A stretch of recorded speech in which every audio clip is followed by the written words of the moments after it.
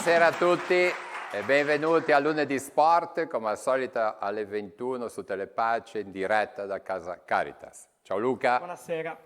Ciao Buonasera, Giacomo.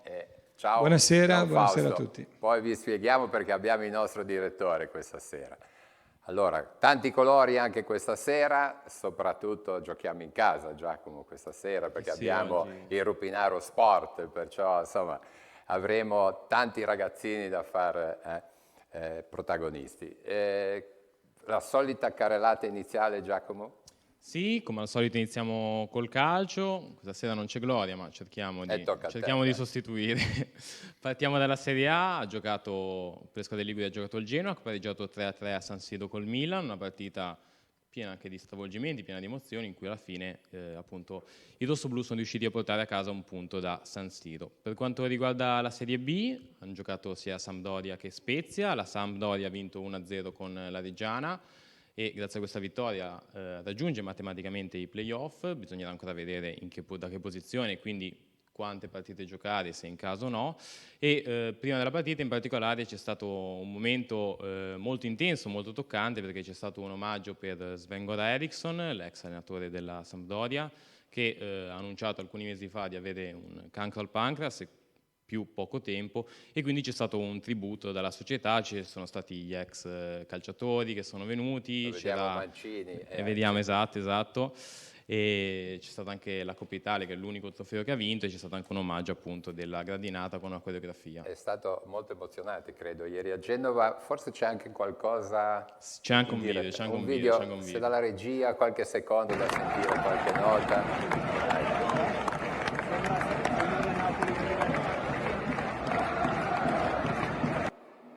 Eri presente? Sì, adesso non vorrei fare un momento un po' autoreferenziale, ma ero presente, poi casualmente andando a cercare il posto ho visto Luca Castagnola che era lì, casualmente. Ah, però. Sì, ieri. E non ci racconti queste cose, eh? No, allora non solo di assolutamente. pallanuoto. No, ovviamente no. Ecco. Luca invece pallanuoto, proprio un flash che Pallanuoto flash, il Rappallo gioca la seconda partita di semifinale scudetto domani sera a Rappallo alle 19:30. Quindi chi può vada a incitare le ragazze del Rappallo, perché è un traguardo decisamente importante ed è una partita importante perché purtroppo nella prima partita fuori casa Rappallo ha perso 12-8, quindi deve per forza vincere domani sera. E per la A2 invece la Chiavari Nuoto ha avuto accesso ai playoff vincendo contro l'Arenzano, e quindi poi ne parleremo un po' più approfonditamente, ci sono i servizi, bellissime immagini. Benissimo. Allora, spieghiamo perché abbiamo il nostro direttore, perché oltre a essere direttore di Telepace, parroco di Rupinaro, è anche presidente del Rupinaro Sport. E oggi avere Rupinaro Sport era giusto un saluto di Don Fausto, che poi è impegnato, allora... Non avevi scampo proprio stasera. Scampo stasera, sì. Allora intanto grazie di essere qua con tutti i ragazzi e di essere stato ospitato in quello che è il luogo dove è nato il Rupinaro Sport. 10 anni fa, siamo quasi al primo decennale, ed è nato proprio qua accanto. C'è un campetto, il campetto della nostra parrocchia, dove grazie a questi due personaggi, a Cicci e a Nicolò, con un po' di pressing che hanno fatto su di me, sono riusciti a dare il via con altri amici a questa iniziativa che è nata col desiderio di essere uno spazio di amicizia, di educazione, di bene per i ragazzi. Mi pare che lo è, ragazzi, secondo voi? Vi divertite? Avete trovato amicizia? Vincete sempre? Ma insomma, si vince ad essere squadra, si vince a giocare, a cercare un rapporto bello tra tutti, anche con i dirigenti, i responsabili sportivi, tutti quelli che i mister e l'equipe di quelli che lavorano, e sono tanti per il Rupinaro Sport. Ecco, questa esperienza, no? Che cosa hai scoperto? Intanto ho scoperto lo scopo del gioco, perché non avevo ben chiaro come si giocasse a pallone, cioè ho giocato anch'io da bambino a pallone, però mi hanno insegnato le regole, il fuorigioco, le varie cose che non avevo mai capito. E poi ho scoperto che può essere veramente un luogo di aggregazione importante, positivo per i ragazzi, che aiuta a fare squadre, è un gioco di squadra, non c'è il singolo ma c'è l'insieme, la squadra, è imparare a vincere e a perdere con la stessa disponibilità di cuore. E credo anche per quello che è accaduto in questi giorni fra squadre della stessa città che si sono trovati purtroppo a perdere questo spirito sportivo, credo che ci sia invece modo di poter vivere la competizione o il gioco con una leggerezza e una bellezza che è educativa già di per sé e consente di poter trovare spazi di bene dove i ragazzi possano crescere e, dicevo, imparare a vincere e a perdere, anche a perdere, perché comunque anche quello fa parte del gioco. Bene, grazie. Allora salutiamo Don Fausto.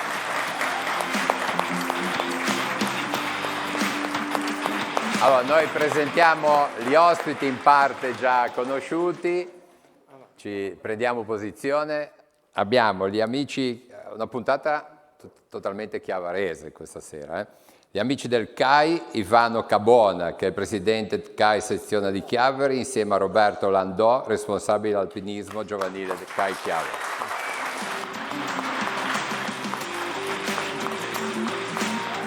Poi, come sono già stati anticipati, Nicolò Scallassetta, che è fondatore del Rupinaro Sport, insieme qua a Gianluigi Machiavello, ma poi un bel gruppo.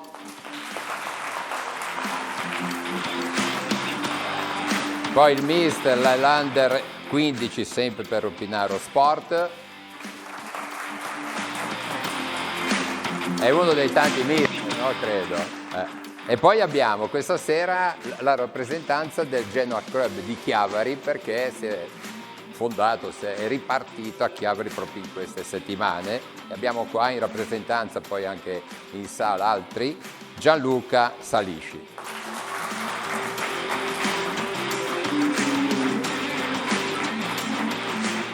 Bene, vediamo anche in platea, insieme a Giacomo.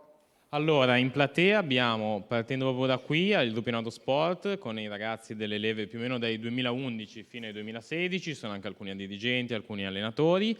Poi qui davanti abbiamo i ragazzi appunto del CAI della sezione di Chiavari e più dietro alcuni componenti, alcuni tesserati del Genoa Club di Chiavari. Ecco, li farei alzare perché così li vediamo. Sì, ecco, un per saluto. favore. Ecco, tutti dai, veloce, un saluto.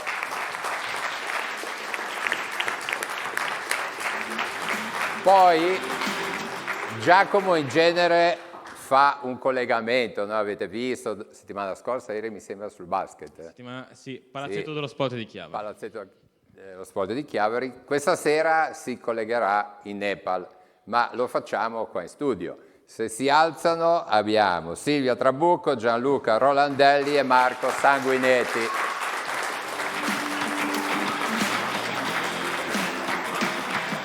Diamo la precedenza a Silvia, dici solo in una battuta cosa avete fatto 2 o 3 mesi fa. 2 o 3 mesi fa, a cavallo tra ottobre e novembre, abbiamo fatto un trekking, nello specifico nella valle del Lantang in Nepal, della durata il trekking di una dozzina di giorni e per un totale di viaggio di 16-17 giorni. Ecco, perciò questa sera Giacomo ti collegherai con il Nepal, con i 3 amici del CAI. Poteva andare peggio. Poteva andare peggio. Guarda che arrivi fino a 5.500, no Silvia? 5.520. Vabbè, siamo attrezzati. Benissimo, allora facciamo un giro qua di così rottura del ghiaccio conoscenza. Presidente Ivano del CAI, è da poco che avete fatto anche l'assemblea regionale dei delegati proprio a Chiavari, questa sera una bella rappresentanza, poi ecco le vostre attività sono parecchie, questa sera ne tocchiamo appena un cenno di qualcuna, no? Però tanto per rendere l'idea del CAI. Vuoi fare un saluto a tutti il CAI? Beh sì, buonasera a tutti, porto i saluti da tutti i soci e dal Consiglio direttivo. Beh sì, noi siamo una realtà su Chiavari con 760 iscritti, siamo una realtà nata per andare in montagna inizialmente, questo è successo nel 1951, quando un gruppo di amici amanti della montagna hanno pensato di creare questa sottosezione della sezione della Ligure di Genova. Dopodiché, ecco perché abbiamo fatto l'assemblea dei delegati festeggiando i 70 anni. Nel 1954 un gruppo di 150 soci si è unito e ha creato la sezione del CAI di Chiavari. Beh, sì, facciamo molte cose abbastanza diversificate. La nostra punta di diamante, diciamo che in realtà noi puntiamo sui giovani, ecco perché abbiamo proprio l'alpinismo giovanile.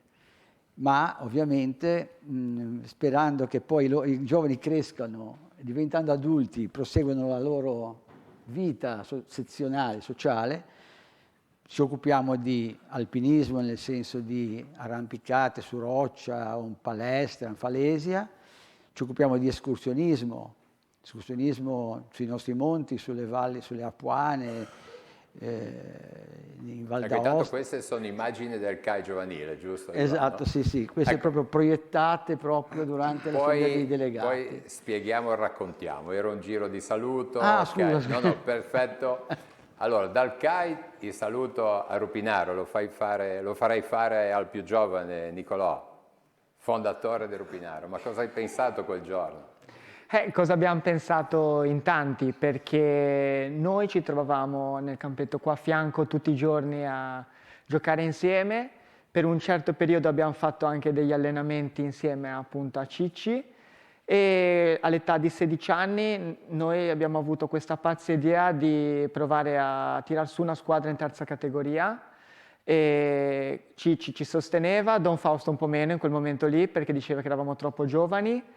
E allora noi ci siamo un po' sparpagliati nelle squadre del comprensorio, e dopo 2 anni, anzi in verità dal 2010 al 2014, siamo riusciti a convincere Fausto, perché in occasione del 70° anniversario del CSI Chiavari il Papa Francesco aveva detto appunto che ogni oratorio doveva avere un gruppo sportivo, e da quella frase è nato poi la voglia di creare Rupinaro Sport. E quindi una sera del 26 maggio 2014 ci siamo riuniti e abbiamo deciso di iniziare questa avventura inizialmente con la squadra in terza categoria, e poi l'anno dopo siamo partiti con le giovanili.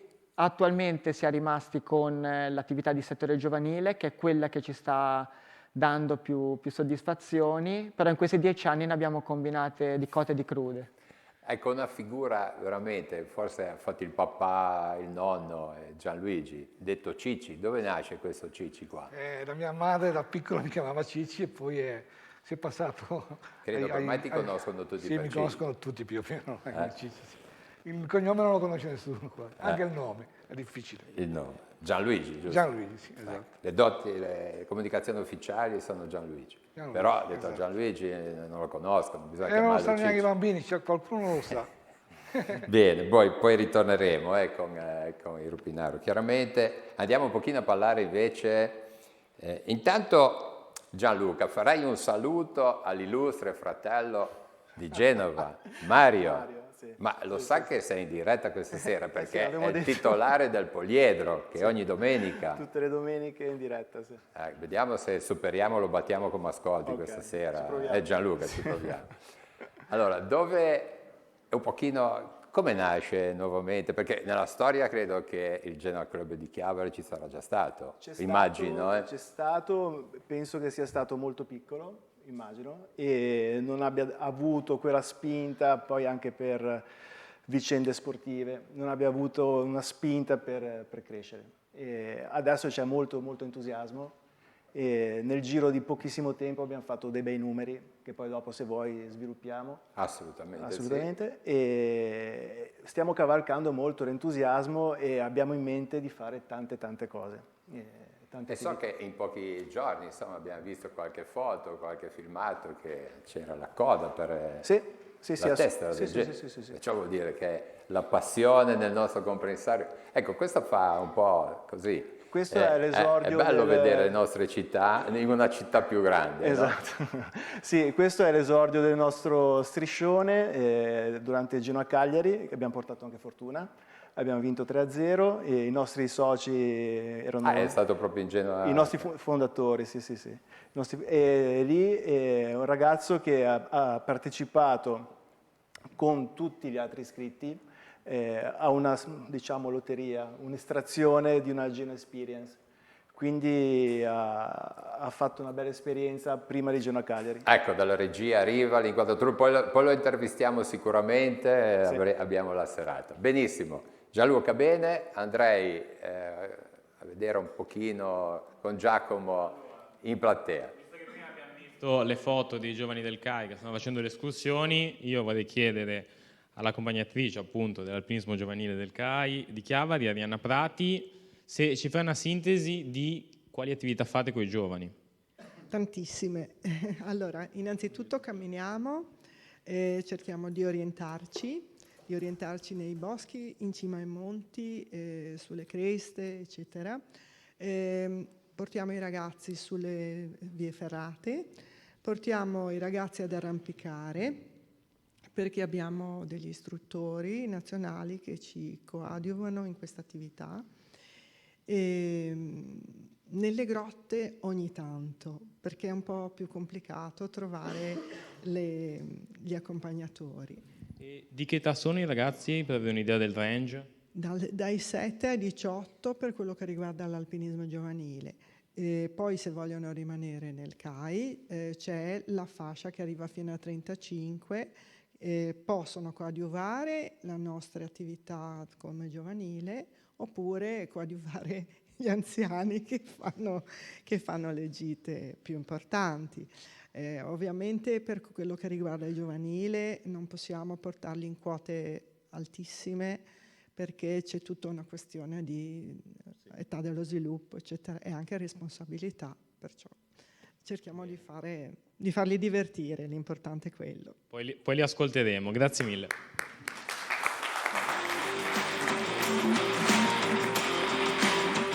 Elio Ghilino, insomma, tanti anni allenatore ti abbiamo visto sui campi nostri. Sì, questo è il quarto qui. Sì, il quarto, Rupinaro. non dico, sì. Però Il quarto. Sì, vabbè, poi sì, anche in altre società. cosa ci dici dei passato tuoi... o del No, presente? della tua Under 15. Dell'Under 15 è difficile, perché sono dei ragazzi splendidi per il semplice fatto che perdiamo ogni domenica.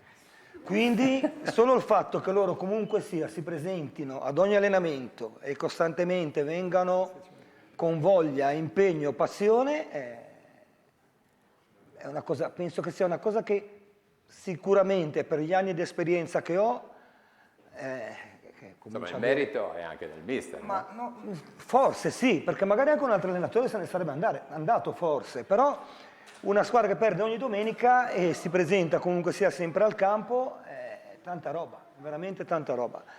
Siamo migliorati comunque sia in maniera esponenziale, c'è da spezzare non una lancia, 10 lance per i miei ragazzi, perché comunque sia giochiamo sotto leva di almeno... Di leva quanti ne abbiamo? 4, 5. Sì. Tutti gli altri sono sotto leva di un anno e a volte anche di 2 e qualche partita hanno giocato anche dei ragazzi sotto leva di 3. Quindi per noi è difficile ogni domenica avere dei risultati positivi, anche se oramai ce la stiamo, non diciamo giocando, ma comunque ce la battiamo tutte le domeniche. Io Elio e là ce ne tre fenomeni Under sono... 15. Eccoli là. Ecco, perciò andiamo un po' a scoprire questa passione che li fa andare oltre il risultato e credo che sia molto bello. Allora, qui abbiamo Thomas, Simone e Filippo, appunto dell'Under 15. Vi ritrovate in quello che ha detto il mister? Sì, abbastanza. Comunque siete molto motivati comunque anche, nel senso... Sì, possiamo dire di sì, però c'è anche la squadra che siamo, ci diamo una mano noi da soli. Cioè, in campo no, però tipo... Siete molto uniti. Sì, siamo molto uniti, è bello anche andare avanti per vedere miglioramenti. Io per esempio ho giocato prima in società che mandavano avanti solo poche persone, invece qua vedo che c'è proprio un gruppo e si cerca di far migliorare tutti e spronare tutti. Poi è bello anche che rimanga il fatto di essere amici, di avere degli amici anche al di là del campo. Beh sì, comunque diciamo che come squadra ci ha sempre tenuti uniti come gruppo, perché comunque quando perdevamo assieme e andavamo avanti così, insomma. Ognuno comunque dava una mano agli altri e così via. Grazie mille. Vorrei, sì? Giacomo, mi sembra che è un concetto questo che ci si diverte, no? Perché ormai nello sport, Elio, dimmi se conta solo la partita e il risultato. Invece c'è tutta la settimana, gli allenamenti da stare insieme, la trasferta. Sì, certo, noi lavoriamo per provare a vincere ogni partita, certo. Non è che siamo... Noi ci proviamo, poi reggiamo 15-17 minuti e poi i ragazzi hanno delle, come dico a loro, hanno delle qualità, ma veramente, hanno delle qualità, ma hanno paura, si sciolgono come la neve al sole, però sono migliorati tantissimo e va bene così. Cioè. Volevo chiedere a uno di loro se al di là della partita il divertimento dell'allenamento, di andare, di pensare, di andare con gli amici una sera. Vi divertite? Sì, ci divertiamo ad allenamento, facendo degli allenamenti anche sensati. Il mister ci spiega sempre cosa facciamo in modo che possiamo anche sapere che ambito alleniamo e quindi può anche diventare interessante in modo da capire come allenare.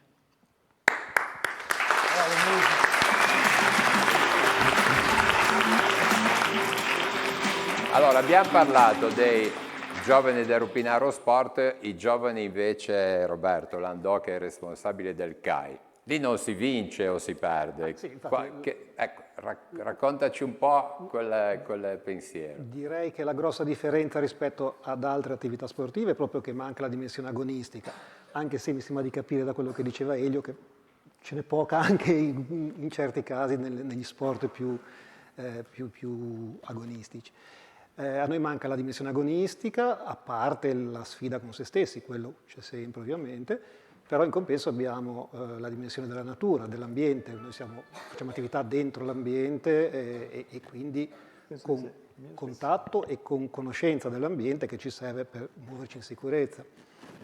E abbiamo anche tempi slow, tempi lenti, quindi le nostre attività non durano un'ora o due, ma almeno una giornata intera, preferibilmente più di una giornata, perché quando possiamo facciamo trekking, uscite di più giorni, con pernotti in rifugi o altre sistemazioni, che consentono di socializzare, di creare gruppo, di fare un'attività che va oltre la parte fisica e che costituisce poi l'elemento significativo e vantaggioso della nostra attività. Ci sono ragazzini che fanno 3 scalini, sono stanchi, quando sono insieme agli altri vanno in cima a un monte senza lamentarsi. Andiamo a conoscere, abbiamo delle ragazzine lì. Allora, io partirei da Maddalena Landò, a cui volevo chiedere, quando abbiamo sentito spiegare, tu com'è che ti sei avvicinata a questa attività, come hai iniziato? Allora, io ho iniziato perché c'era mio fratello più grande che si è iscritto prima di me e anche perché giustamente mio padre si è avvicinato prima di me. E la mia prima gita è stata nel 2016 a Punta Martin, sopra Genova, ed è stato l'anno in cui mi sono iscritta, appunto. Cos'è che ti ha, catturata? Un po' la compagnia, anche un po' stare in natura comunque. Poi abbiamo Anita Rissetto e prima mi spiegavate che avete fatto anche un progetto, girando per i rifugi, sulla sostenibilità dei rifugi e delle loro attività. Ce lo racconti brevemente? Comunque è carino il fatto che, oltre il fatto di camminare, che è già bello di per sé, fate anche delle attività specifiche anche sulla sostenibilità. Sì, quando siamo andati nei vari rifugi abbiamo chiesto ai gestori, per esempio, come smaltivano i rifiuti, come portavano su al rifugio il cibo e come ricavavano l'acqua, e poi abbiamo raccolto queste informazioni, le abbiamo messe in una presentazione, abbiamo valutato quali erano le più sostenibili, abbiamo anche proposto delle cose più sostenibili che i rifugi potevano fare. Benissimo.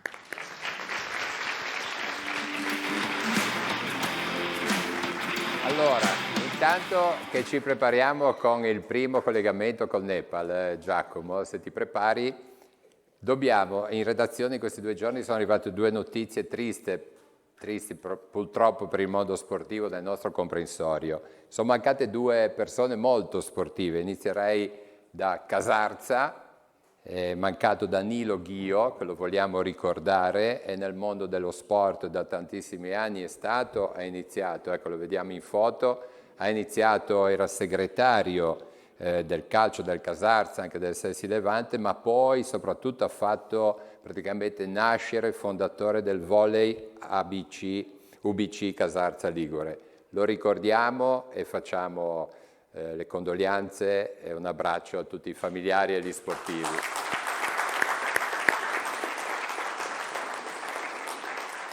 Poi venendo dalle nostre parti, però, uno sportivo che ha giocato a Sestri, parlo di Enrico Scotto, che è stato il portiere del Sestri negli anni 60-70 e proveniva dalla San Margheritese come giocatore e dunque anche in questo caso lo vedete qua, nell'ultima prima era quando difendeva le porte del Sestri Levante, qua lo vediamo invece poi nella seconda foto del centenario del Sestri del 2019 in mezzo a Stefano Risaliti che è semipresidente e poi vicepresidente oggi Vittorio Raffo. Perciò facciamo le condoglianze anche in questo caso e vorrei salutare in maniera particolare anche Andrea Scotto che è figlio di Enrico che oggi attualmente allena gli under 16 della Virtus Entella. Perciò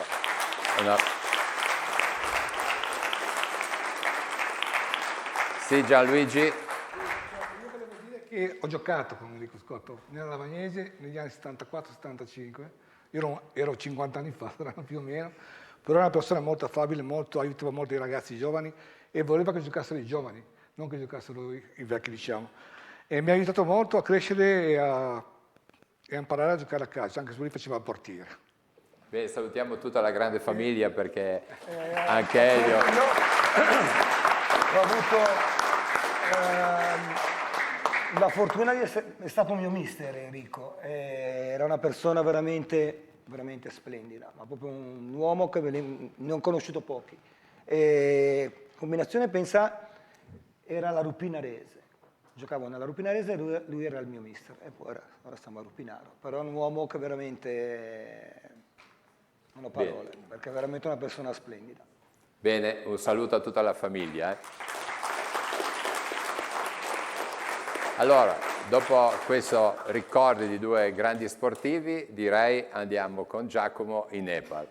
Allora, io intanto chiederei a Gianluca Tolandelli come ci si prepara per un'attività di questo tipo, parliamo di una decina di giorni, anche con altitudini oltre i 5.000 metri. Come si fa a essere pronti?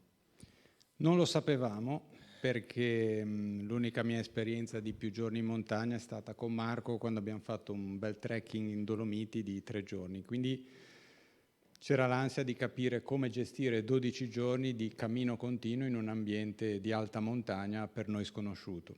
Semplicemente abbiamo deciso di coltivare la nostra passione con calma, con pazienza, giorno per giorno. Ricordo il primo allenamento dopo che con Marco abbiamo deciso questo viaggio dei 50 anni rimandato per il Covid e poi si è aggiunta Silvia per i 25 anni. Qua siete sulla vetta, anche la foto prima. Questa è la foto di vetta, quindi è il risultato che abbiamo raggiunto con le nostre guide. Lì siete a 5.000? Qua siamo a 5.520 metri sullo Yala Peak e questo invece è il picco dove abbiamo fatto l'acclimatamento a 4.980 sul Cerco Ri. Quanto è durato l'acclimatamento?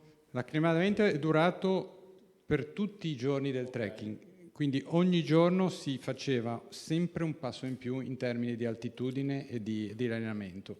E quando siamo arrivati a vedere queste montagne, questi sono i laghi di Gosaikunda a 4.600 metri. Prima abbiamo visto lo Xishanpang, ma ecco, lo vediamo adesso, la montagna più alta del Tibet. Eravamo ai confini col Tibet cinese, è l'unico 8.000 in territorio cinese. Quando siamo arrivati a vedere questo panorama e queste montagne di 8.000 metri, ho pensato al primo allenamento che ho fatto con Silvia quando ha deciso di unirsi a noi, e siamo andati dalla Basilica dei Fieschi al Monte San Giacomo e si è messa quasi a piangere Però confermi o c'è qualcosa da precisare? Confermo. Tutto confermato. Ma Marco, e facciamo intervenire anche Marco, ma come avete pensato, come si può pensare da Chiavari andare a 5.000 passametri? Ma guarda, è un'idea, un progetto che avevamo da tanti anni e non è facile perché occorrono tanti giorni. Noi abbiamo fatto un trekking di 12 giorni che è uno dei più corti, fra l'altro, nel senso che meno di 7 giorni non vale la pena, e comunque per poter arrivare in alta quota bisogna impiegare molti giorni. Tu pensa che per i primi 2 giorni si cammina, pur arrivando a più di 3.000 metri, nel bosco, quindi tu non vedi nemmeno le montagne per le quali vai in Nepal, diciamo. E quindi sì, diciamo che la passione che abbiamo coltivato anche nel CAI alla fine... Questa è una foto di notte o Sì. all'alba? No, di notte. No, qui eravamo all'alba, alla partenza per la cima. Siamo partiti alle 3:30 di notte. E la cima era quella lassù in cima? No. Fortunatamente no. Questo è l'Antang Lirung, che è una cima di 7.200 metri. Si vedeva dal campo base dello Yala Peak, da cui noi siamo partiti invece. Lo Yala Peak non era innevato, anche perché anche lì si sente il cambiamento climatico e quindi a 5.500 metri non c'era neve. Ecco Silvia, mi interessava dalla Basilica dei Fieschi a San Giacomo, quel concetto. Sono le tue zone, tra l'altro, Roberto, quindi le conosci. No, sei andato a allenarti lì, no, per pensare che è stata è una fattibile. parte di allenamento, solo che era agosto, si moriva di caldo. Esatto, il primo quindi... allenamento? No. Anzi, forse uno degli ultimi, quindi avrei dovuto preoccuparmi. No, esatto, io mi sono unita un po' all'ultimo pensando che per me fosse una cosa irrealizzabile, e quindi questa è una cosa che mi rivolgo ai giovani in particolar modo, che loro iniziano presto, però è un'esperienza che non pensavo che potesse essere nelle mie capacità, e invece si può fare, se si vuole, se ci si allena, se si ha la costanza, si può. Quindi per me è stato importante allenarmi, grazie in particolar modo a Gian, che mi ha fatto fare esperienza di alta montagna un po' per la prima volta, e questo mi ha fatto capire intanto, e questo faceva molto arrabbiare Gian, che io di mio evidentemente non soffro la montagna, non ho mal di montagna, non ho mal di testa. Lui continuava a dirmi: ma sei sicura di non avere mal di testa? Io ho detto no, sto bene, e lui si arrabbiava perché lui a volte un po' soffre. E era un test per capire se potevo essere in grado di sopportare l'altitudine. Il trekking non è stato difficile tecnicamente, è stato difficile camminare a quell'altitudine, dove tutto chiaramente è molto più rallentato, il passo è più lento, però diventa anche una sorta di cammino interiore. Poi di capire che anche per questo percorso è stata una grande soddisfazione. Assolutamente, perché intanto vorrei aprire una piccolissima parentesi. Noi abbiamo scelto questa valle, che è una delle meno turistiche del Nepal, non è la valle dell'Everest, la valle dell'Antang, per 2 ragioni. Uno, appunto, perché era meno turistica, e in secondo luogo perché è stata la valle forse la più colpita dal terremoto del 2015. Che ha fatto più di 8.000 morti in tutto il Nepal, ma e questa valle è stata completamente rasa al suolo. Quindi fare turismo in questa valle vuol dire portare soldi, vuol dire portare vita a queste popolazioni di montagna, che sono tra l'altro squisite, ospitalissime. E quindi insomma questa è stata una ragione anche fondamentale della nostra scelta. Benissimo. Bene. Allora, come primo collegamento va bene. Allora Luca, passiamo dal Tibet, andiamo in piscina a Chiavari per festeggiare i playoff della Chiavari Nuoto. Direi prima vediamo il servizio, così sì, certo. Ringraziamo Lorenzo Cavallo che ha fatto le interviste, il montaggio in regia di Cristino Netto.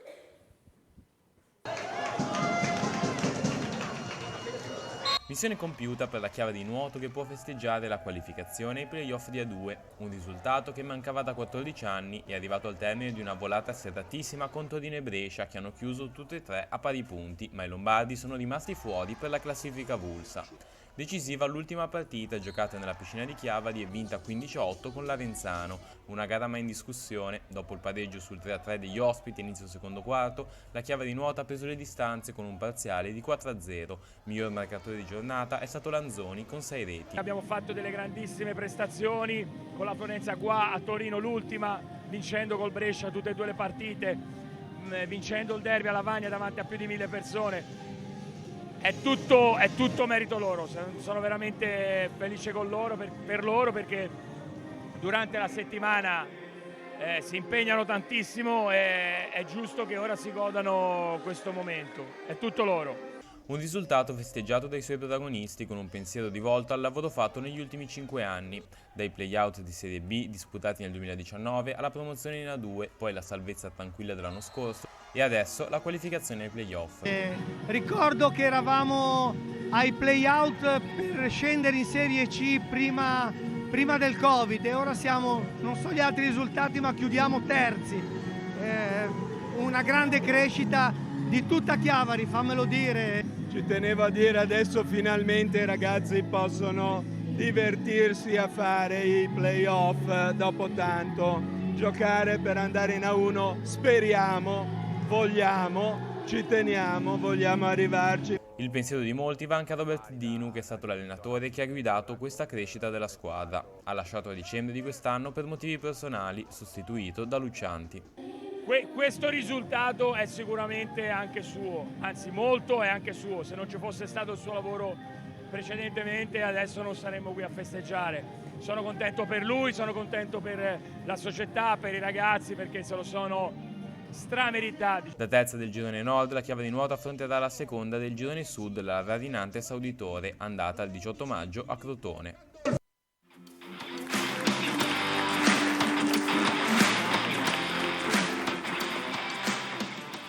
Luca, allora, il punto sulla pallanuoto, soprattutto del Chiavari, l'applauso va tutto alla società e ai giocatori. Indubbiamente, senz'altro, il Chiavari ha raggiunto un bellissimo risultato che alla vigilia del campionato si poteva prevedere, però come sai sempre è poi la vasca a dire quello che sa che è il risultato.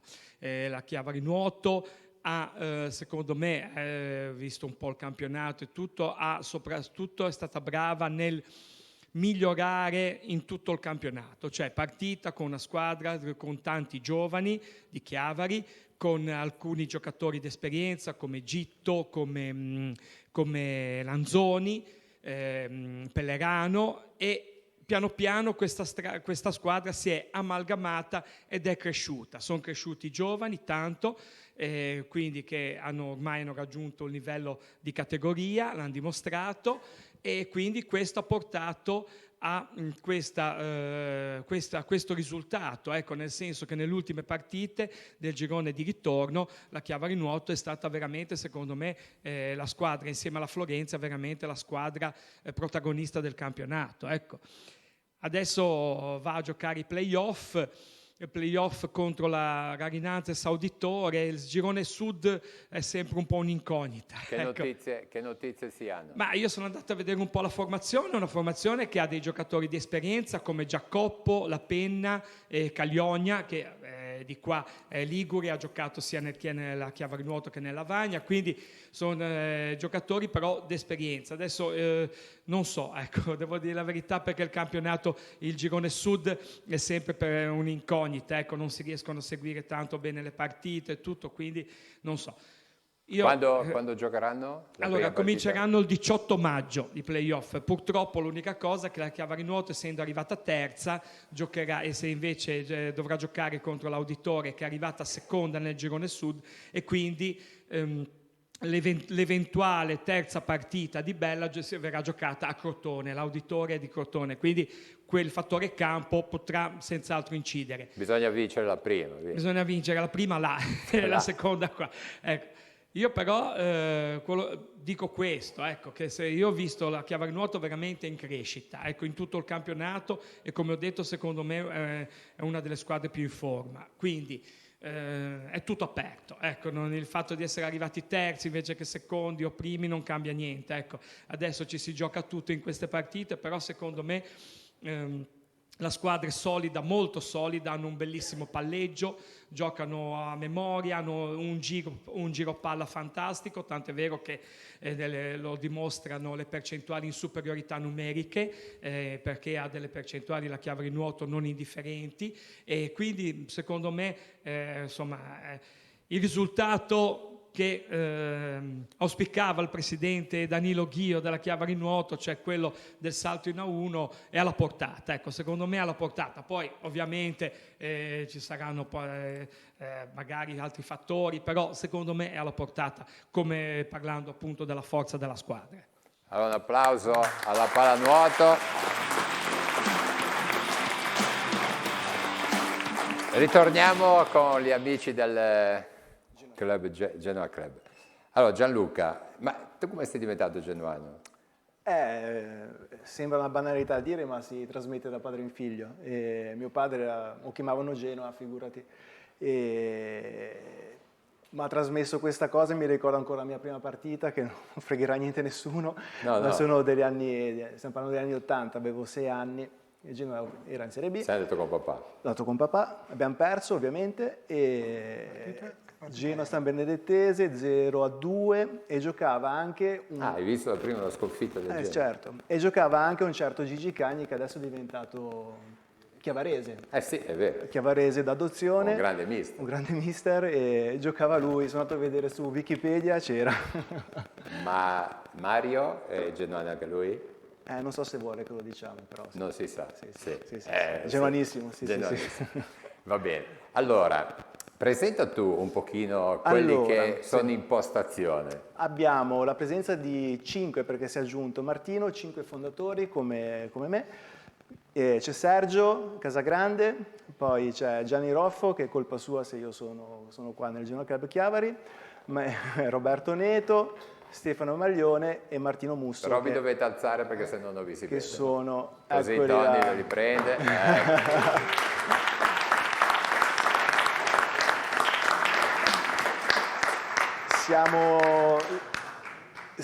Ci siamo fondati ufficialmente il 4 aprile, e grazie anche al supporto tecnico e anche qualcosa in più della CG, abbiamo anche sfruttato il Genoa Store, che è in via Vittorio Veneto, ci hanno dato una grossa mano per il tesseramento, e in pochissimo tempo siamo arrivati a ben 400 tesserati, di cui circa 60 fondatori, che sono quelli che non hanno dei diritti in più, ma hanno contribuito in maniera economica alla fondazione del club stesso. Infatti noi abbiamo tanti obiettivi, ma il primo in assoluto è l'autofinanziamento, perché altrimenti non si sta in piedi. Questa, guarda, ci è arrivato un nostro amico, vai Manuel, sentiamone 20 secondi della partita di ieri di Milan-Genoa. Sì. Ecco, vai un po', sentiamo un po'.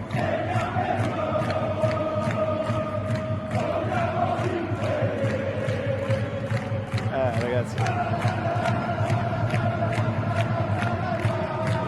A me vengono sempre i brividi quando sento i ragazzi cantare. Ecco, qua abbiamo in postazione con Giacomo, un ragazzo che l'abbiamo visto prima col campionissimo, credo, del Genoa, Goodison, no? Sì. Ecco, vediamo un po' di farci, insomma, raccontare qualcosa. Ok, Filippo Bacchi, hai fatto Genoa Experience, mi dicevi si chiama? Sì. Ci racconti brevemente che giri hai fatto? Buonasera, no, diciamo che come dicevano prima insomma, i membri del Genoa Club, c'è stata un'estrazione, sono stato molto fortunato sicuramente a vincere, ho avuto l'opportunità di fare questo tipo di esperienza durante la partita del Genoa Cagliari, quindi sono arrivato lì intorno alle 6, la partita era alle 20:45 e ho avuto modo di visitare insomma gli spogliatoi, la sala stampa e tutta una serie di zone, diciamo, molto molto esclusive, con una visita guidata molto molto apprezzata, diciamo, molto dettagliata. E siamo poi andati nella tribuna d'onore, abbiamo visto gli skybox prima di entrare in campo, e dove insomma abbiamo visto i giocatori entrare in campo per vedere il terreno di gioco, e poi alcuni si sono fermati a fare alcune foto, autografi con noi tifosi, ed è stato un momento molto molto emozionante, molto apprezzato, molto bello, la possibilità di incontrare, diciamo, i propri giocatori preferiti. Scusa, sono le foto, giusto? Sì, assolutamente. E qua ho avuto la fortuna di fare la foto con le ali, con Gudmundsson, con Frendrup e con Vitigna. Questa è Gudmundsson, esattamente, è stata una grandissima emozione, perché un conto è vederli in TV, poi un conto è poterli incontrare da vicino e poterci anche scambiare giusto un saluto. Devo dire tutti e 4 molto gentili, molto disponibili con tutti noi tifosi, e è stata un'esperienza bellissima. Ringrazio ovviamente chi mi ha appunto permesso di farla, e quindi questo è. Poi ho avuto anche la fortuna di vedere la partita in gradinata nord, che fortunatamente è andata bene, quindi insomma mi resterà il ricordo di una bellissima giornata. Ecco, io mi volevo collegare prima, che hai chiesto qual è stata la prima partita, la tua prima partita allo stadio? Allora, io ho questo ricordo che non è purtroppo dettagliato come quello che ha preceduto il mio, però è un Genoa-Fiorentina. Io non ho idea di quanti anni avessi, mi ricordo soltanto che probabilmente l'epoca era quella di Milito, e ho questo ricordo qua probabilmente con mio papà, mio nonno, che mi hanno trasmesso questa passione per il Genoa e che porto dentro di me tuttora. Sergio Casagrande, vicepresidente, ci teneva a sottolineare il componente più anziano del club. Prima partita allo stadio vedete del Genoa? 60-61, buonasera a tutti. Genoa-Juve, 80 minuti che ha attaccato il Genoa, un'azione della Juve, 0-1, Sivori. Vabbè, si è già visto come andava. Però lì si diventa genuani, si capisce cos'è il Genoa. Parlavamo prima che c'è molto entusiasmo adesso, si vede anche da quante persone sono abbonate, da quante persone vanno allo stadio a vedere il Genoa. Lei che ne ha viste un po' di partite, ne ha viste un po', diciamo, di epoche, cosa è cambiato rispetto a prima secondo lei? L'atmosfera in società, la voglia di crescere, e tante cose, l'entusiasmo che c'è fra i tifosi e la coesione che c'è anche fra società, tifoseria, stampa, tutto quanto. Perfetto.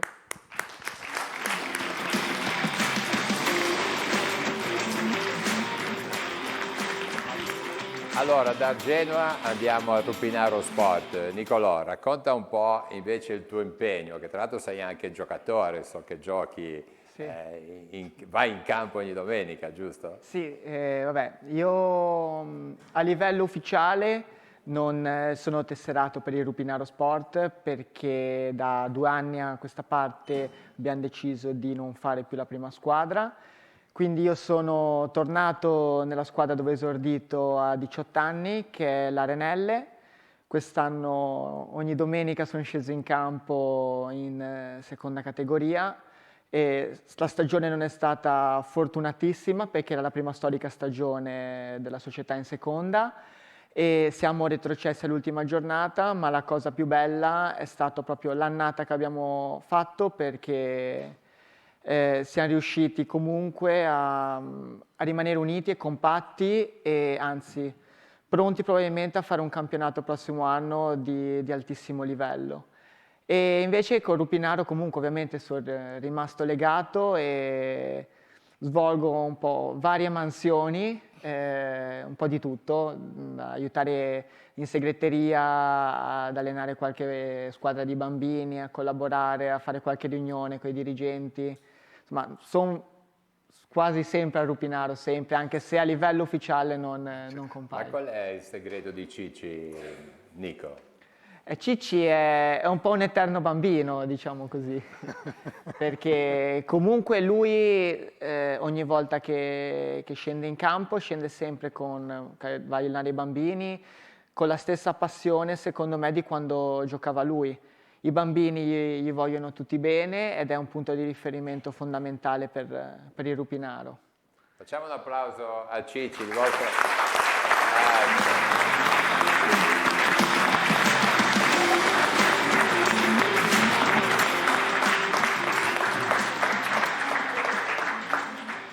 Cicci, qual è il tuo invece così impegno da sempre che hai avuto con i ragazzi? Ti piace proprio stare con loro? Sì, diciamo che da quando ho cominciato a seguire un po' Nicolò, quando avevano 16 anni qui al campetto, Don Foster mi ha detto di seguirli un po', e poi questi ragazzi che facevano anche i campi parrocchiali, gli animatori. E dicevo Don Fasto, se non facciamo qualcosa per questi ragazzi qua, li perdiamo tutti più o meno. E allora poi dopo un po', diceva lui, come diceva Nicola prima, dopo 4 anni abbiamo convinto Don Fasto a fare la squadra. Dopodiché è venuto lui a chiederci a noi, siccome io allenavo a Caperana e Nicolò era il mio collaboratore, perché non facciamo un settore giovanile, che sono i genitori che vengono a dirmi ma i bambini vogliono giocare nel Rupinaro. Non era una bella cosa, cioè una cosa facile. Alla fine abbiamo deciso con Nicolò di fare questa storia giovanile, che i primi 3 mesi, da settembre a dicembre, abbiamo detto cosa abbiamo fatto? Palloni fuori dal campo, birilli, cinesini, fuori dalla Maria Luigia avevamo, no? A gennaio, da così a così è cambiato. Non so, qualcuno si è dato una mano, probabilmente, penso io, perché... E da lì ogni anno siamo cresciuti, adesso siamo quasi 200 bambini e ragazzi abbiamo. E siamo cresciuti dal punto di vista educativo e dal punto di vista anche, diciamo, sportivo-tecnico. Le altre squadre cominciano a conoscere, perché a parte la squadra di Elio, i giovanissimi, tutte le altre vinciamo quasi sempre. Avete trattato bene. No. Comunque attenzione, noi giochiamo sotto leva, e giocare sotto leva di 2 o 3 anni... C'è prospettiva, vincerai. Altro che prospettiva. Cioè i ragazzi che ogni domenica noi perdiamo, però giochiamo, i miei ragazzi giocano con giocatori tra virgolette più grandi di 2 o 3 anni, è tantissimo quest'età. E allora è proprio veramente già l'anno prossimo quindi, comincerai a vincere. Questa crescita è dovuta anche agli allenatori che abbiamo, perché non è che da soli io di quello facciamo qualcosa, se non ci fossero i genitori, i collaboratori, gli allenatori che scegliamo bene, perché non è che scegliamo gente. E dal punto di vista anche tecnico sono molto bravi. Diciamo che prima di prendere un allenatore ci pensiamo bene. Però volevo fare un applauso a questi allenatori che sono veramente bravi. Facciamo un applauso agli allenatori. I dirigenti. Bisogna dire anche i nomi di chi sono gli allenatori. Poi tanto li intervistiamo. Non so, ne conosciamo qualcuno con Giacomo. I dirigenti abbiamo. Vabbè, conosciamo 2 dirigenti. Dai. Allora, abbiamo tanto Maurizio Trabucco che ha detto che ha la doppia qualifica dirigente e padre. Brevemente, dirigente, di cosa vi occupate? Quali sono tutte le cose che dovete stare dietro? Buonasera. Guardi, la nostra essere squadra, come diceva Don Fausto, il nostro incarico, ecco, noi manteniamo un po' le tradizioni antiche, portiamo la focaccia, la cioccolata ai bambini, eccetera, e poi urliamo anche, cioè facciamo finta di essere anche allenatori, ecco. Emanuele Maresca, anche lui, doppia qualifica, dirigente e padre. Com'è che è iniziato questo impegno da dirigente? Cos'è che ti ha? Beh, innanzitutto inizia per avere la possibilità di stare di più con mio figlio, poi logicamente stare insieme ai bambini, sono bambini che ormai conosco da tantissimi anni, quindi siamo proprio una grande famiglia. Poi comunque appunto Nicolò e Cici mi erano venuti a chiedere appunto se potevo aiutarli in questa bellissima esperienza e di certo non mi sono tirato indietro. Benissimo.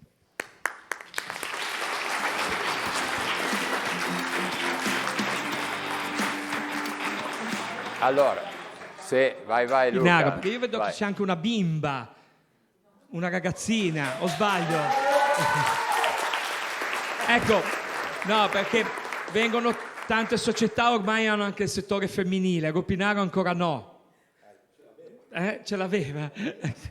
Il Rupinaro sì, ha avuto, oltre alla prima squadra, avevamo per 3 anni abbiamo avuto sia la Juniores che la squadra femminile, che appunto era allenata da Elio e che negli anni di Elio ha ottenuto grandissimi risultati, perché nel giro di un anno avevamo vinto la Coppa Italia di Eccellenza e la Coppa Ligure, e poi per questioni appunto legate al Covid abbiamo appunto scelto non abbiamo più riusciti in grado di fare la squadra dei grandi. Grazie. Ritorniamo al CAI, Ivano. Siamo andati dai ragazzini del CAI di Chiavari, siamo andati in Nepal, poi dicevamo all'inizio che fate tante cose, abbiamo anche quel filmattino che forse qualche foto si può intuire, magari avrete modo di ritornare, ma se vuoi fare una carrellata, no? Basta toccare, ad esempio mi viene in mente il rifugio Chiarello, ecco, tanto per dire. Ecco, vuoi farci una carrellata? Vai. Sì, appunto noi siamo molto lavoriamo su tanti campi. Ovviamente si parte appunto dall'alpinismo giovanile per poi passare all'escursionismo degli adulti, per poi finire anche all'escursionismo dei seniors, che è quelli over 65, quindi la mia categoria. E poi ovviamente seguiamo il discorso dello sci alpinismo con alcuni gruppetti che operano in questo settore, però la cosa che mi fa molto piacere sottolineare è che noi siamo molto presenti per un discorso di cultura e di crescita dei ragazzi, quindi siamo presenti nelle scuole. Quindi noi, è un compito che il CAI si è dato a livello nazionale e noi entriamo nelle scuole dalla materna, dall'infanzia, alle elementari, alla primaria, scusate, alle superiori, dove cerchiamo di portare il nostro modo di operare, cioè come andare in montagna, come affrontare, come diceva appunto prima Arianna, le problematiche che in montagna ci sono, perché la montagna ha delle criticità, però conoscendole, sapendole affrontare nel modo giusto, i problemi vengono annullati. Chiaro che ormai fa specie sentir parlare che la gente va in Infradito, in Monte di Portofino o meno. Ecco, purtroppo succede, perché si pensa che essendo in Liguria noi siamo un paese di mare. Ecco, queste foto però sono per gli esperti, no? Non è che... Abbiamo anche gruppi di esperti che fanno questo, quindi arrampicate su ghiaccio, camminate a 4.500 metri, quello era il Parrot o il Castore, camminate appunto sui nostri ghiacciai, il Nepal, e poi guardando appunto un po' di neve, noi siamo fieri di avere un nostro rifugio a 3.000 metri in Val d'Aosta. E a questo aggancio proprio così, una notizia che è successa proprio la settimana scorsa, siamo entrati in un progetto molto importante che è i rifugi sentinella del clima e dell'ambiente. Quindi il CAI si propone di dare una mano, di cercare di collaborare affinché si capisca dove stiamo andando, perché tutti ne parliamo, ma il clima è un problema molto grave, molto importante e da affrontare con molta attenzione. Nel nostro rifugio viene installata una stazione meteorologica che passerà, insieme ad altri 20 punti in Italia, informazioni preziose che pian piano verranno archiviate e studiate. Dunque è anche così, un onore avere un riferimento come Chiavari, un rifugio. A 3.000 metri, certo. Penso che sia un onore veramente, perché qualcuno prima di me ha pensato a questo. Cioè, come dicevo prima, siamo partiti con un gruppo di alpinisti. Cioè, il CAI erano un gruppo di alpinisti che andava sempre in Val d'Aosta e poi hanno fondato una sezione e poi nel 1975 hanno pensato, l'ingegner Francesco Chiarella, di costruire un rifugio dove prima c'era una piccola baita, un piccolo rifugio. All'epoca lui era presidente del CAI. Lui era presidente del CAI di Chiavari e ha costruito un rifugio che è il Chiarella Lamiante, che inquadriamo in quella maglietta. Inquadrato nella maglietta, ok. Che è appunto a 3.000 metri e proprio nel 75 è stata messa la prima pietra e nel 77 è stato inaugurato, quindi del 2027 avremo i 50 anni del nostro rifugio. Cioè bisogna far festa. Sì, vediamo di farla già nel 2025 con i 50 anni della posa della prima pietra, che sarà un punto di partenza per poi fare quella del 27. Quindi tutti all'amiante. Dura la salita, ve lo posso assicurare. Sei stato, Luca? Sì, 30 anni fa. 30 anni fa. Condizioni fisiche decisamente più idonee, più consone. Adesso non so se riuscirei ad arrivarci, devo dire la verità. C'è i ragazzi che sono andati in Nepal senz'altro, loro sì, però posso dire che è una salita dura, però vi posso assicurare che quando si arriva lassù è un luogo fantastico, veramente, montagna, sei proprio nella montagna, ecco, è veramente un posto bellissimo, affascinante, emozionante, quindi da provare, ecco, chi è in condizioni di poter andare, che provi ad andarci perché è veramente un'esperienza da fare, ecco. Roberto, quando è che prendete, cioè a che età prendete i ragazzi? I ragazzi come giovanile vanno dai 7-8 anni ai 18, poi a seconda degli anni tolleriamo piccole variazioni sul range di età, ci sono ragazzine anche qui presenti in sala che hanno iniziato veramente piccole, con i fratelli, con i genitori e che sono già arrivate più volte al rifugio dell'amiante dove tutti gli anni facciamo una bella gita e dove quest'anno per la prima volta una ragazza del nostro gruppo ha fatto una settimana di gestione del rifugio, perché una particolarità del nostro rifugio è che viene gestito non da professionisti ma da soci della nostra sezione a rotazione, a gruppi di 3 che si cambiano ogni settimana. Quest'anno per la prima volta una ragazzina, negli ultimi anni per la prima volta, una ragazzina del nostro gruppo ha fatto una settimana di gestione con grande soddisfazione e apprezzamento anche da parte degli altri gestori, che diciamo è il primo passo per poi arrivare dove sono andati i nostri amici con tempi un pochino più lunghi e un pochino più di impegno a disposizione. Ecco, allora, farei così, farei ancora un collegamento in Nepal. Ho subito una domanda a Silvia, se hai portato a 5.000 metri e passa il violino. No, però mi ricollego a un anniversario che non ricordo del Rifugio Chiarella dove avevamo fatto un concerto con il quartetto, con la Gabriella, una mia collega, quindi il violino è arrivato a 3.000 metri. Esatto, lo stavamo pensando. E a 5.000 non lo so, forse scoppiava, non lo so, quindi no, non l'ho portato. No. Ma cosa vi siete portati? Perché facendo così, pensare le giornate com'erano quando siete partiti con quella... Infatti, a che ora si camminava? Perché abbiamo visto un'alba, abbiamo visto l'ora in cui si camminava? Allora, in generale per la parte, diciamo, di trekking, di avvicinamento, che ha citato anche Marco, dai boschi fino poi ad arrivare ai 4.000 metri a vedere le montagne, si camminava dalle 8 e mezza di mattina alle 3 del pomeriggio molto lentamente, con soste, e ci siamo subito abituati a dei tempi diversi, sia nella camminata che nelle soste e nel intraprendere quella trasformazione da agonismo quando qui ci siamo allenati e anche la tensione nel preparare il bagaglio, che poi magari dopo ne parleremo. Ci siamo portati tantissima roba che poi non abbiamo usato per l'ansia di dover avere tutta questa attrezzatura.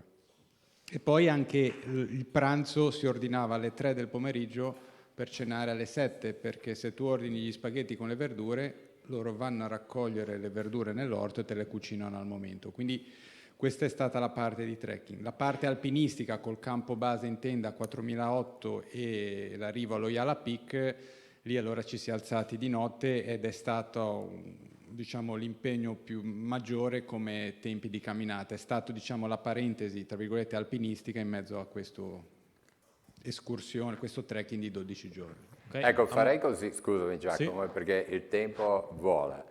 Se dalla regia facciamo una carrellata di foto e vi palleggiate un po' due battute su ogni foto, così sono anche belle. Partiamo da Marco. Sì, va benissimo. Vediamo le foto. Dalla regia, perfetto. Come quando si guarda le diapositive. Vai. Sì, qui eravamo sul Cercori, diciamo il giorno prima della salita allo Yala Peak, era appunto la cima che abbiamo fatto di quasi 5.000 metri per acclimatarci, perché per acclimatarsi bene bisogna salire e poi ridiscendere, quindi siamo saliti quasi a 5.000, siamo scesi a 4.008 al campo base per poi ripartire la mattina presto per la cima. Qui, Silvia? Qui sì, quello era il raggiungimento della vetta. Questa è una foto di...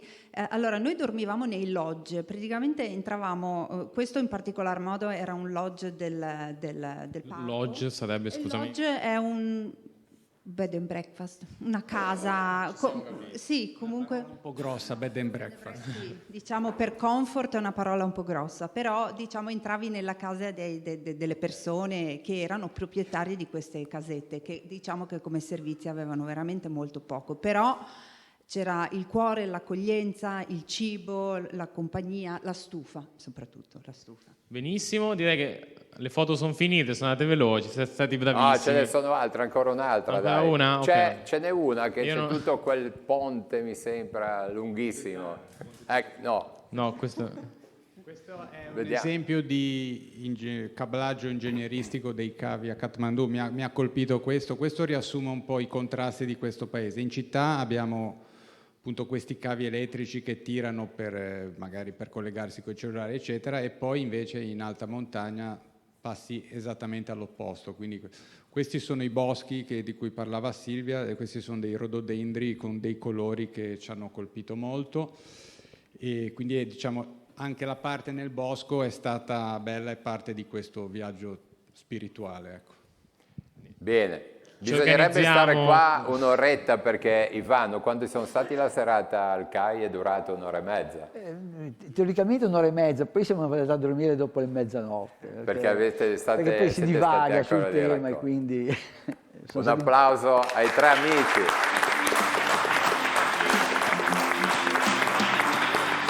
Allora facciamo un rapido, non so Giacomo se hai ancora qualche accordo in platea. Se no facciamo un giro dalle nostre parti. Abbiamo il servizio del CSI. Sì, perché questo fine settimana si è giocato un nuovo turno, una nuova giornata dei giochi di comitato del CSI. Questa volta è stato il turno del ping pong e nel servizio una sintesi di come è andata. Pur dominando lo spirito sportivo, il fair play e anche la solidarietà, non è mancato un sano agonismo tra i 64 giocatori che hanno animato il terzo appuntamento dei giochi di comitato del CSI. Nella palestra del liceo Luzzati a Chiavari sono stati disposti gli 8 tavoli da gioco prestati dal Villaggio Sport per una sfida a colpi di ping pong con un format oratoriale. Super lavoro per i dirigenti del centro sportivo italiano che, armati di penna, tabellone e megafono, hanno dovuto regolamentare le partite divise in 16 gironi, con 96 gare eliminatorie più altre 62 ad eliminazione diretta, per un totale di 158 partite disputate in oltre 4 ore. Impegnativo il compito anche del duo arbitrale composto da Gabriele Ascione e Stefano Marini. Alla fine ad avere la meglio è stato il team cavese, che con Roberto Pallotta ha battuto in finale il gruppo fuori tempo rappresentato da Michele Ianin. Terzo posto per l'associazione Sordi Tigullio in una finalina che ha visto contrapposti 2 giocatori della stessa squadra. Quarto classificato della serata, il Grande Qualcosa. A metà percorso i giochi di comitato vanno delineando una classifica ancora aperta a colpi di scena. In vetta l'associazione Sordi Tigullio con 30 punti e una vittoria all'attivo. Seconda la Bocciofila Cavese a 28. Terzi il Grande Qualcosa a 25. Quarto posto per il fuoritempo a 22 punti. Quinto il team Levi Camposasco a quota 20. Sesto posto per gli Sperandio, seguiti da Schiantos, Cufu Panda, Friends, Musici e Sbandieratori. E per implementare il fair play gli organizzatori hanno pensato a premi speciali per le squadre che durante tutto il girone hanno schierato il minor numero di giocatori per gruppo nelle diverse discipline. Con la raccolta Gioca, divertiti e dona una moneta sostenuta dal CSI sono stati raccolti 176 euro a cui verrà aggiunta la quota di partecipazione da devolvere ad un ente del territorio.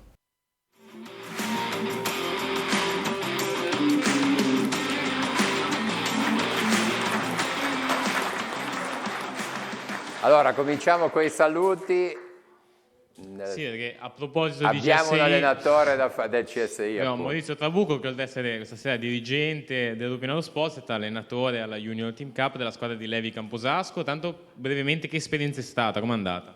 Bellissima, ho dato una mano e varie leve di questi ragazzi qua di Levi Camposasco, e ci siamo piazzati anche abbastanza bene. È stato bello, una bella esperienza. Benissimo.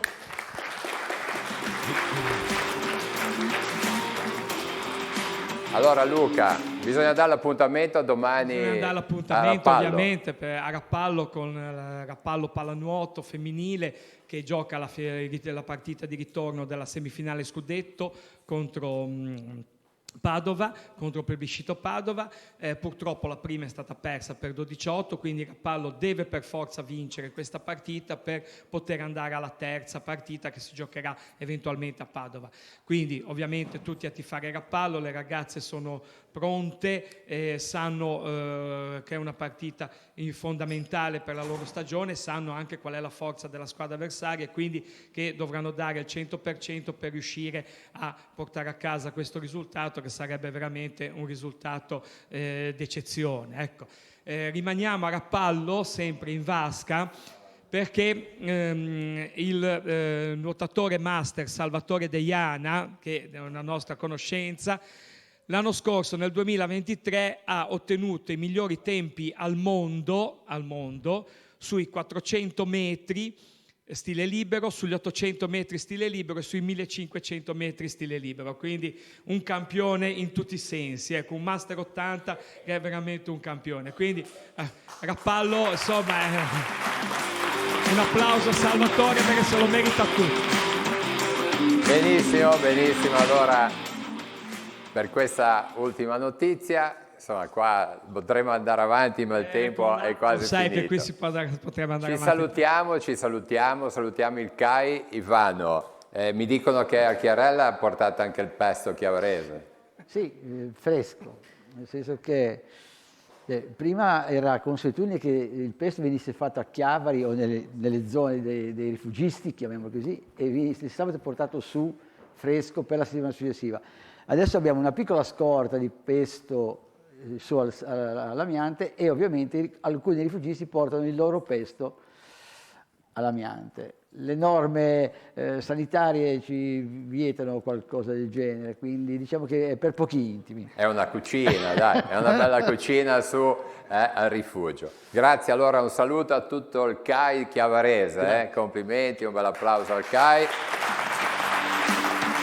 E alla storia che abbiamo sentito di Gianluca, Silvia e Marco.